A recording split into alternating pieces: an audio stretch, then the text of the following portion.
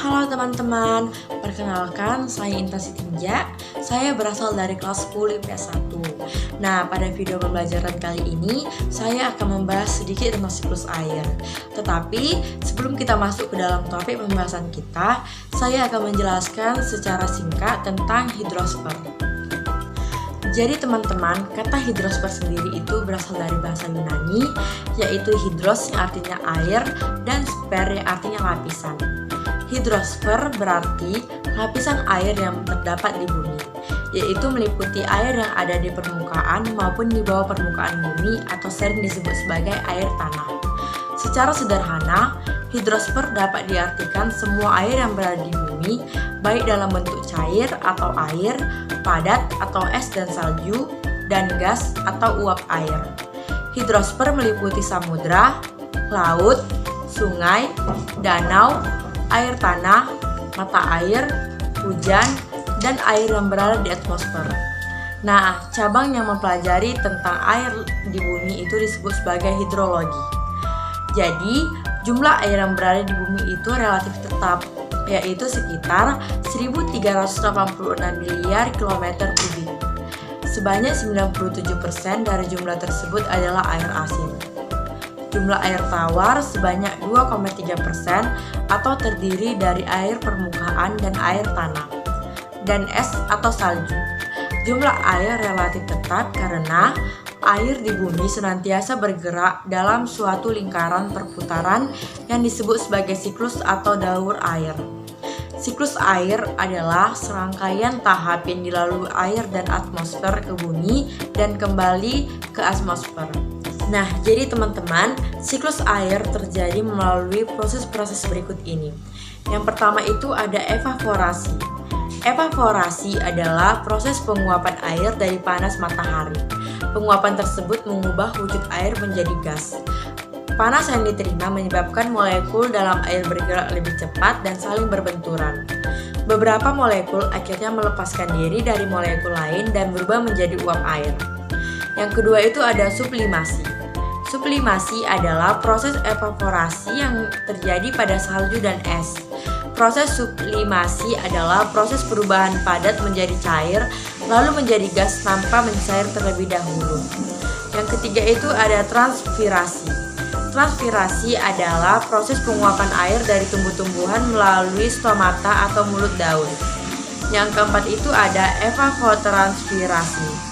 Evapotranspirasi adalah gabungan dari evaporasi dan transpirasi. Evapotranspirasi dapat menggambarkan nilai kebutuhan lingkungan, vegetasi, atau daerah pertanian.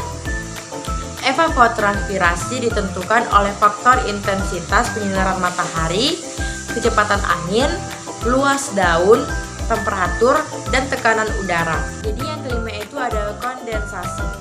Kondensasi adalah proses perubahan wujud uap air menjadi awan, kemudian menjadi tetesan air dan cair karena pendinginan. Kondensasi adalah proses yang berlawanan dengan evaporasi. Proses kondensasi terjadi di atmosfer karena suhu lebih dingin dari titik embun uap air. Proses ini menyebabkan terjadinya awan. Nah, jadi yang keenam itu ada adveksi. Adveksi adalah proses gerakan air secara horizontal atau dalam bentuk padat, cair, dan uap melalui atmosfer karena perbedaan tekanan udara. Proses adveksi membantu pergerakan air dari suatu tempat ke tempat lainnya. Tanpa adveksi, air yang menguap ke atas lautan tidak dapat jatuh sebagai hujan di atas tanah. Yang ketujuh itu ada presipitasi. Presipitasi adalah proses ketika uap air yang berkondensasi jatuh ke permukaan bumi sebagai hujan. Proses ini mencakup hujan air, hujan es, dan hujan salju. Yang ke-8 itu ada aliran permukaan. Aliran permukaan adalah proses mengalirnya air di permukaan tanah. Ketika air mengalir, ada kemungkinan air merambas ke dalam tanah, menguap ke udara, mengalir ke laut atau danau, atau diambil oleh keperluan manusia. Dan yang ke-9 itu ada infiltrasi.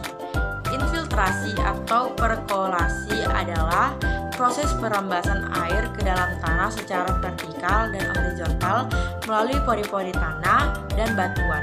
Melalui proses ini, air permukaan dapat tersimpan dan menjadi air tanah. Nah, teman-teman, siklus air itu dapat dibedakan menjadi 3 macam, yaitu sebagai berikut. Yang pertama itu ada siklus panjang. Siklus panjang berawal dari penguapan atau evaporasi air laut dan air yang ada di permukaan bumi.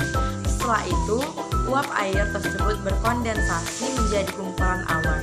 Awan tersebut terbawa oleh angin dan jatuh sebagai hujan atau butiran es di wilayah pegunungan yang berbentuk gletser.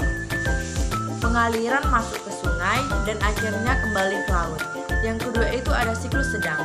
Siklus sedang berawal dari penguapan atau evaporasi air laut dan air yang ada di permukaan bumi. Setelah itu, uap air berkondensasi membentuk awan. Awan tersebut terbawa angin sampai ke wilayah dataran dan jatuh sebagai hujan atau presipitasi. Air hujan yang jatuh ada di aliran permukaan, meresap ke tanah, mengalir ke sungai, dan kembali ke laut. Yang ketiga itu ada siklus pendek. Siklus pendek berawal dari penguapan atau evaporasi air dari suatu perairan laut, perairan daratan, dan badan air lainnya. Setelah itu, berkondensasi membentuk awan dan jatuh sebagai hujan. Masih di wilayah yang sama, di udara. Air laut mengalami penekanan suhu karena perbedaan ketinggian, sehingga semakin ke atas, suhu udara akan semakin rendah. Kemudian terjadi proses kondensasi.